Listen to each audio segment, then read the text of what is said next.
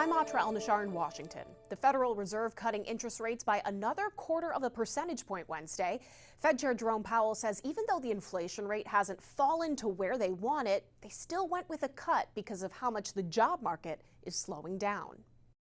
The Federal Reserve continues to chip away at interest rates. The Federal Open Market Committee decided to lower our policy interest rate by a 1/4 percentage point. The Fed's rate cuts are driving down mortgage rates at a time when the housing market is out of reach for so many. The average 30-year fixed-rate mortgage fell to 6.19% last week, according to Freddie Mac. Demand for refinancing is more than double what it was during the same week last year. The reason rates are falling is less rosy. Central bankers are nervous about the job market. We're watching that very carefully. Just this week, we learned Target is cutting 1,800 corporate jobs, their first major layoffs in a decade. Paramount Skydance, under new leadership after a merger, starting to lay off what's expected to be about 2,000 employees, 10% of its workforce. UPS slashing an additional 14,000 jobs, bringing its total job cuts for the year up to 48,000.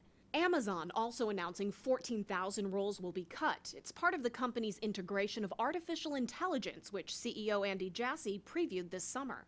Yes, like with every technical transformation, there will be fewer people doing some of the jobs that the technology actually starts to automate. Even before these layoffs, there were clear signs the job market was losing steam. The private sector shed 32,000 jobs in September, according to ADP. Because of the government shutdown, that's one of the few data points the Fed has. The Bureau of Labor Statistics couldn't release a jobs report this month, so the most recent data we have is from August, released in September, showing the unemployment rate was 4.3%. They're going to have a gaping donut hole that is October at a minimum, could be October and November. It's been close to 6 decades since the BLS has not produced a monthly labor report.